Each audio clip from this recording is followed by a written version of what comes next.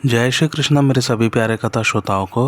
मेरा नाम है नमित अग्रवाल और स्वागत है आपका मेरे चैनल कथावाचक में।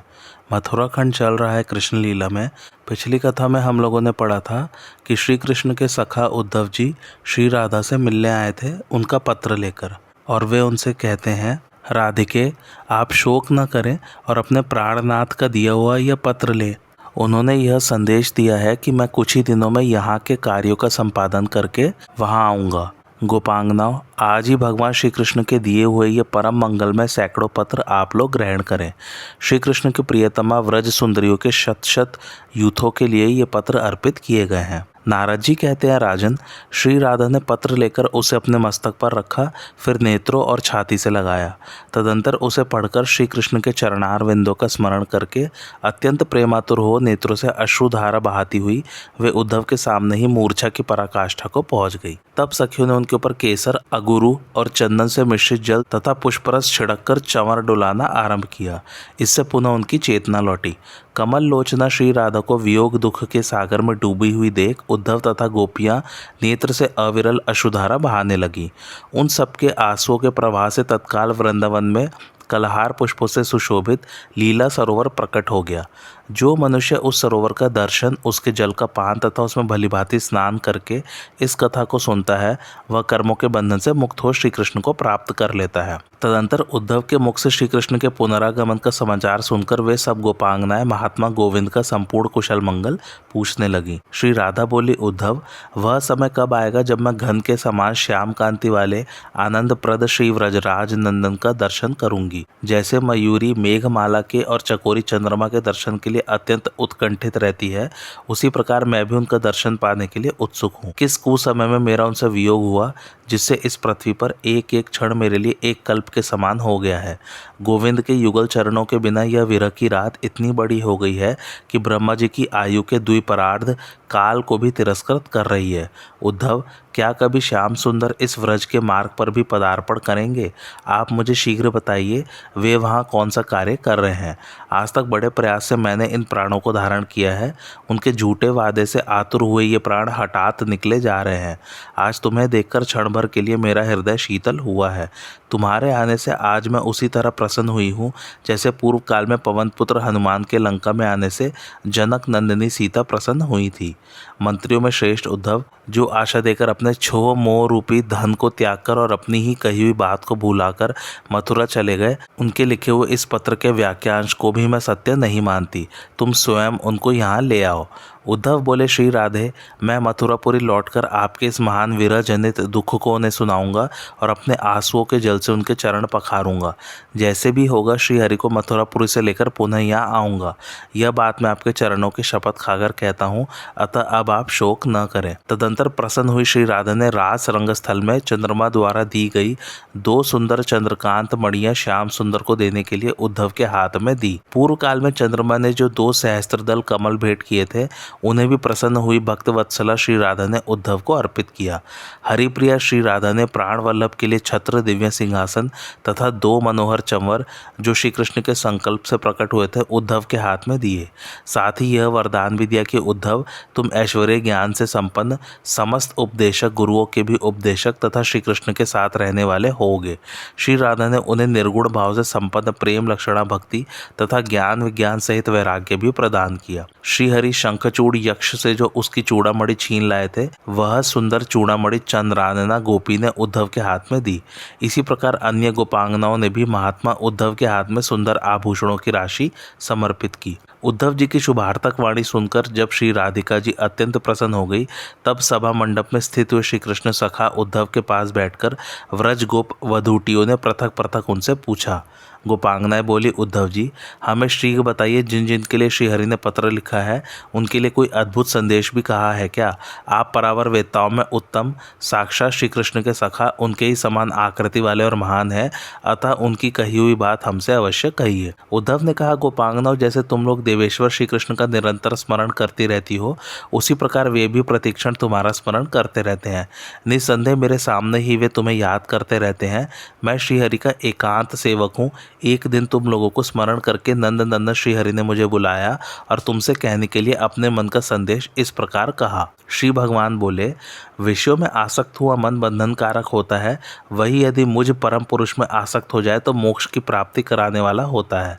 अतः ज्ञानीजन मन को बंधन और मोक्ष दोनों का कारण बताते हैं। अतः मनुष्य को चाहिए कि वह मन को जीतकर इस पृथ्वी पर आसक्ति शून्य होकर विचरे। जब विवेकी पुरुष निर्मल अध्यात्म योग के द्वारा मुझ साक्षात परात्पर ब्रह्मा को सर्वत्र व्यापक जान लेता है, तब वह मन के राग या आसक्ति को त्याग देता है। यद्यपि मेघ सूर्य से ही उत्पन्न हुआ उसका कार्य रूप है, तथापि जब तक वह सूर्य और दर्शक की दृष्टि के बीच में स्थित है तब तक दृष्टि सूर्य को नहीं देख पाती। उसी प्रकार जब तक अंतःकरण आत्मा के बीच में राग रूप आवरण है तब तक मुझ परमात्मा का दर्शन नहीं हो पाता। व्रजांगनाओं, मैं स्थूल भाव से दूर हूँ, परंतु तत्व दृष्टि से तुम में और मुझ में कोई दूरी नहीं है। अतः यहाँ के वियोग को तुम मेरी प्राप्ति का साधन बना लो। सांख्य भाव से जिस पद की प्राप्ति होती है, अवश्य ही वह योग साधना से भी स्वतः प्राप्त हो जाता है। नारद जी कहते हैं, राजन, इस प्रकार श्री कृष्ण का चिंतन करते हुए प्रेम विवला गोपियां उत्कंठित तो रोने लगी और मूर्छित तो पृथ्वी पर गिर पड़ी। तब पृथक पृथक सबको आश्वासन दे नीति निपुण वचनों द्वारा सब गोपियों को समझा बुझाकर उद्धव ने श्री राधा से कहा, परिपूर्णता में कृष्ण स्वरूपे वृष भानुवर नंदिनी, मुझे जाने की आज्ञा दीजिए। व्रजेश्वरी, आपको नमस्कार है। शुभ है। महात्मा श्री कृष्ण को उनके पत्र का उत्तर दीजिए, उसके द्वारा शीघ्र ही उनके चरणों में प्रणाम करके मैं उन्हें आपके पास ले आऊँगा। तदंतर राधा तुरंत ही लेखनी और मसी पात्र लेकर समाचार का चिंतन करने लगी। तब तक उनके नेत्रों से अश्रु वर्षा होने लगी। श्री राधा ने जो जो पत्र हाथ में लेकर उसे लेखनी से संयुक्त किया, वह उनके नेत्र कमलों के नीर से भीग गया। श्री कृष्ण दर्शन की लालसा से अश्रुधारा बहाती हुई कमल नयनी राधा से विस्मित हुए उद्धव ने कहा, श्री राधे, आप कैसे लिखती हैं और कैसे दुख प्रकट करती हैं? यह सब कथा मैं आपके लिखे बिना ही मैं उनसे निवेदित करूँगा। उद्धव की वाणी सुनकर राधा ने बाधा रहे तो समस्त गोपियों के साथ उस समय उद्धव का पूजन किया। तत्पश्चात परादेवी रासेश्वरी श्री राधा को प्रणाम और उनकी परिक्रमा करके गोपीगढ़ों से विदा ले सबको बार बार मस्तक झुकाकर उद्धव रत्नभूषण भूषित उस दिव्याकार रथ पर आरूढ़ हुए। उनको अपनी बुद्धि और ज्ञान पर जो बड़ा अभिमान था वह दूर हो गया। वे संध्या के समय नंद जी के पास लौट आए। सवेरे सूर्योदय होने पर गोपी यशोदा को नमस्कार करके उद्धव नंदराज की आज्ञा ले क्रमशः नौ नंदो, वृषभानुओं, उपनंदों, अन्य लोगों तथा कृष्ण के संपूर्ण सखाओं से अलग अलग मिले और उनसे विदा ले रथ पर आरूढ़ हो वहां से चल दिए। समस्त गोप और गोपियों के समुदाय उनके पीछे पीछे दूर तक पहुंचाने के लिए गए। उद्धव सबको स्नेहपूर्वक लौटाकर मथुरा को चले गए। श्री कृष्ण यमुना के मनोहर तट पर अक्षय वट के नीचे एकांत स्थान में बैठे हुए थे। वहां उनको प्रणाम और उनकी परिक्रमा करके बुद्धिमानों में श्रेष्ठ उद्धव नेत्र कमलों से आंसू बहाते हुए प्रेम गदगद वाणी में बोले, देव, आप तो सबके साक्षी हैं, आपको मुझे क्या बताना है। आप राधिका और गोपियों का कल्याण कीजिए, कल्याण कीजिए, उन्हें दर्शन दीजिए। मैं देव देवेश्वर श्री कृष्ण को तुम्हारे पास ले आऊँगा, ऐसी बात मैंने उनसे कही है। कृपा निधे, मेरे इस वचन की रक्षा कीजिए, रक्षा कीजिए। भक्तों के परमेश्वर, जैसे आपने प्रहलाद और रुक्मांगद की, बलि और खटवांग की तथा अम्बरीश और ध्रुव की प्रतिज्ञा रखी है, उसी प्रकार मेरी की हुई प्रतिज्ञा की भी रक्षा कीजिए, रक्षा कीजिए। नारद जी कहते हैं, राजन, इस प्रकार भक्त का वचन सुनकर भक्त वत्सल अच्युत ने अपने कहे हुए वचन को याद करके व्रज में जाने का विचार किया। समस्त कार्यभारों पर दृष्टि रखने के लिए बलदेव जी को मथुरा में ही छोड़कर चंचल घोड़ों से जुते हुए किंकड़ी जाल मंडित सुवर्ण जटित सूर्य तुल्य तेजस्वी रथ पर उद्धव के साथ आरूढ़ भगवान श्री कृष्ण भक्तों को दर्शन देने के लिए नंदगांव को गए। गोवर्धन, गोकुल और वृंदावन को देखते हुए श्री कृष्ण यमुना के मनोहर तट पर पहुंचे। व्रजेश्वर श्री कृष्ण को देखते ही कोटि कोटि गाय चारों ओर से दौड़ती हुई उनके पास आ गई। उन सबसे दूध झरने लगा। वे कान और पूंछ उठाकर रंभा रही थी। उनके साथ बछड़े भी थे। मुख में घास के ग्रास लिए खड़ी हुई गाय नेत्रों से आनंद के आंसू बहा रही थी। उनकी व्यथा वेदना दूर हो गई। जैसे बादल रथ, अरुण और अश्व सहित शरत काल के सूर्य को ढक लेते हैं, उसी प्रकार उद्धव के देखते देखते गायों ने उस रथ को सब ओर से घेर लिया। गोपाल श्री हरि उन सब गायों के अलग अलग नाम बोलकर अपने श्री हस्त से उनके अंगों को सहलाते हुए बड़े हर्ष को प्राप्त हुए। गायों के समुदाय को उनके समीप गया देख श्री दामा आदि व्रज बालक विस्मित हो परस्पर कहने लगे, सखाओ, उस वायु के समान विवेकशाली तथा कांस्य पत्र की ध्वनि के समान शब्द करने वाले कलश और ध्वजा सहित रथ को, जिसमें सैकड़ों अश्व जुते हैं तथा जो शत सूर्यों के समान शोभाशाली है, गायों ने कैसे घेर लिया है। गायों के इस हर्ष से यह सूचित होता है कि इस रथ पर दूसरा कोई नहीं, साक्षात व्रजराज नंदन ही आ रहे हैं, क्योंकि हमारे दाहिने अंग भी फड़क रहे हैं और नीलकंठ पक्षी हमारे ऊपर उठकर बंधनवार का सा विस्तार करते हैं। मन ही मन ऐसा विचार करके वे सब गोप वहां आ गए। आने पर उन लोगों ने अपने मित्र माधव को उसी प्रकार देखा जैसे साधारण जन अपनी खोई हुई वस्तु के मिल जाने पर उसे देखते हैं। उन पर दृष्टि पड़ते ही साक्षात परिपूर्णतम भगवान श्री कृष्ण रथ से कूद पड़े और उन सबको आगे करके प्रेम विवलो अपनी दोनों भुजाओं से भेंटने लगे। नेत्र कमलों से अश्रुधारा बहाते हुए उन्होंने पृथक पृथक सबको हृदय से लगाया। अहो, इस भूतल पर भक्ति के महात्म्य का वर्णन कौन कर सकता है। वे सब गोप नेत्रों से आंसू बहाते हुए फूट फूट कर रोने लगे। श्री कृष्ण के वियोग से वे इतने विवल हो गए थे कि मिल जाने पर भी सहसा उनसे कुछ कहने में समर्थ न हो सके। तब साक्षात परिपूर्णतम भगवान श्रीहरि ने उन प्रेमानंद से विवल सखाओं को मधुर वाणी से आश्वासन दिया। श्री कृष्ण ने ग्वाल बालों के साथ उद्धव को अपने आने का समाचार देने के लिए भेजा। उद्धव ने नंद नगर में जाकर बताया कि श्री कृष्ण पधारे हैं। गोप वल्लभ नंद नंदन श्री कृष्ण का आगमन सुनकर समस्त गोप परिपूर्ण मनोरथ होकर उन्हें लिवा लाने के लिए निकले। नंद उपनंद वृषभानु बूढ़े जवान और बालक गोप पूर्ण मनोरथ हो फूलों के हार बांसुरी गुंजा और मोरपंख लिए नगर से बाहर निकले। गोप बालक श्री कृष्ण के दर्शन की बड़ी भारी लालसा लिए हाथों में वंशी बेत और सींग धारण किए बड़े हर्ष के साथ नंद नंदन के गुण गाते और पीले वस्त्र हिला हिलाकर नाचते थे। सखियों के मुख से श्रीहरि के शुभागमन का शुभ संवाद सुनकर श्री राधा शयन से उठ खड़ी हुई और महान हर्ष से युक्त हो उन्होंने उन सबको अपने भूषण उसी प्रकार लुटा दिए जैसे प्रसन्न हुई नूतन पद्मिनी अपनी सुगंध लुटाया करती हैं। गोपांगनाओं के 8, 16, 32 और 2 यूथों के साथ श्री राधा मनोहर शिविका पर आरूढ़ हो श्रीधर के दर्शन के लिए आई। इसी प्रकार करोड़ों गोपी अपने घर का सारा कामकाज छोड़कर उल्टे सीधे वस्त्र और आभूषण धारण किए वहां आई। प्रेम के कारण वे मन के समान तीव्र गति से चल रही थी। ऐसा लगता था कि वृक्ष गौ मृग और पक्षियों सहित सारा व्रजमंडल श्री कृष्ण को आए हुआ देख प्रेम से आतुर हो उठा है। श्री कृष्ण ने मस्तक पर अंजलि बांधे पिता श्री नंद राज को और मैया यशोदा को प्रणाम किया।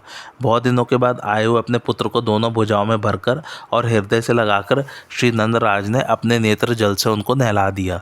यशोदा सहित श्री नंद का मनोरथ आज चिरकाल के बाद पूर्ण हुआ था। नंद उपनंद और वृषभानु आदि संपूर्ण बड़े बूढ़े गोपों को प्रणाम करके उनके आशीर्वाद ले श्री कृष्ण समवयस्क मित्रों से परस्पर गले मिले और अपने से छोटे सखाओं का हाथ पकड़कर उनके साथ बैठे। तदंतर श्रीहरि यशोदा सहित नंद को हाथी पर चढ़ाकर स्वयं रथ पर बैठे और नंद उपनंद तथा गो समुदाय के साथ श्री नंदराज के नगर में प्रविष्ट हुए। उसी समय देवताओं ने उन पर फूलों की वर्षा की और पूर्वासिनी गोपांगनाओं ने आचार प्राप्त खील बिखेरे। श्रीहरि के घर पधारने पर गोपों ने वहां जय हो ऐसे मांगलिक शब्द का बारंबार उच्चारण किया। उस समय आर्त हुए गोपगढ़ गदगद वाणी में कहने लगे, लाला तुम्हारे यह सखा उद्धव परम धन्य है, क्योंकि इसने गोपजनों के जीवनभूत साक्षात तुम्हारा दर्शन करा दिया। इस प्रकार मैंने श्रीहरि के व्रज में पुनरागमन का वृत्तांत तुमसे कह सुनाया, अब और क्या सुनना चाहते हो। श्रीहरि का यह विचित्र चरित्र देवताओं और असुरों के लिए भी परम कल्याणप्रद है। राजा जनक ने पूछा, मुने साक्षात भगवान ने व्रजमंडल में पधार कर आगे कौन सा कार्य किया। श्री राधा तथा गोपांगनाओं को किस प्रकार दर्शन दिया। गोपियों के मनोरथ पूर्ण करके वे पुनः मथुरा में कैसे आए। आप परापर वेत्ताओं में सर्वश्रेष्ठ हैं, अतः ये सब बातें मुझे बताइए। नारद जी ने कहा, राजन संध्या काल में श्री राधा का बुलावा पाकर स्वयं भगवान श्री कृष्ण सदा शीतल कदली वन के एकांत प्रदेश में गए। वहां जिसमें फुहारे चलते थे ऐसा मेघ महल था। रंभा द्वारा चंदन छिड़का जाता था।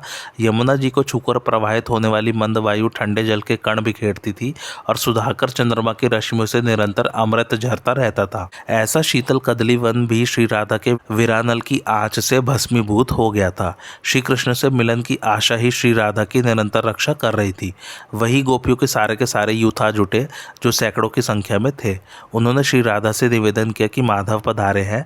यह सुनकर साक्षात वृषभानुवर की पुत्री श्री राधा सहसा उठी और सखियों से घिरी हुई वे श्री कृष्ण को लिवा लाने के लिए आई। उन्होंने श्रीहरि को आसन दिया। पाद्य, अर्घ्य और आचमन आदि मनोहर उपचार प्रस्तुत किए। साथ ही कुशल पूछने में अत्यंत चतुर श्री राधा श्री हरि से आदरपूर्वक कुशल भी पूछती जा रही थी। कोटि कोटि तरुण कंदर्पों के माधुर्य को हर लेने वाले श्री हरि का दर्शन करके राधा ने संपूर्ण दुख को उसी प्रकार त्याग दिया जैसे ब्रह्म का बोध प्राप्त होने पर ज्ञानी गुणों के प्रति तादात्म्य का भाव छोड़ देता है। कीर्ति कुमारी ने प्रसन्न होकर श्रृंगार धारण किया। श्री कृष्ण जब परदेश के पथिक होकर गए थे तब से उन्होंने अपने शरीर पर श्रृंगार धारण नहीं किया था। न कभी चंदन लगाया, न पान खाया, न सुधा सदृश स्वादिष्ट भोजन ही ग्रहण किया, न दिव्य सेज की रचना की और न कभी किसी के साथ हास परिहास ही किया।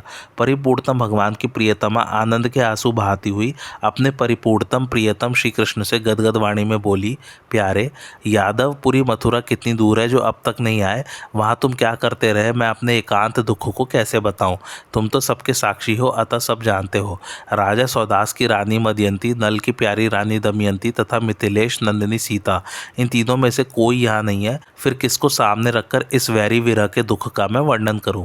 ये गोपांगनाएं भी मेरी जैसी परिस्थिति में ही है, अतः वे भी कभी इस दुख का निरूपण करने में समर्थ नहीं है। जैसे चकोरी शरत काल के चंद्रमा को और मयूरी नूतन मेघ को देखना चाहती है, उसी प्रकार मैं तुम श्री वृंदावन चंद्र तथा घनश्याम को देखने के लिए उत्कंठित रहती हूँ। तुम्हारे सखा उद्धव धन्य है जिन्होंने शीघ्र ही तुम्हारा दर्शन करा दिया। इस व्रज में दूसरा कोई ऐसा नहीं है जिसके प्रेम से तुम यहाँ आते। इस प्रकार कहती और निरंतर रोती हुई श्रेष्ठ लक्ष्मी रूपा श्री राधा को देखकर श्याम सुंदर का अंग अंग करुणा से विवल हो गया। उनके नेत्रों से भी अश्रु झरने लगे। उन्होंने तत्काल दोनों हाथों से खींचकर प्रियतमा को हृदय से लगा लिया और नीति युक्त वचनों से उन्हें धीरज बंधाया। आज की कथा यहीं समाप्त होती। कैसी लगी आप लोगों को मेरी कथा मुझे कमेंट करके ज़रूर बताइए और मेरे चैनल कथावाचक को लाइक शेयर और सब्सक्राइब जरूर कीजिए। Thanks for watching. धन्यवाद।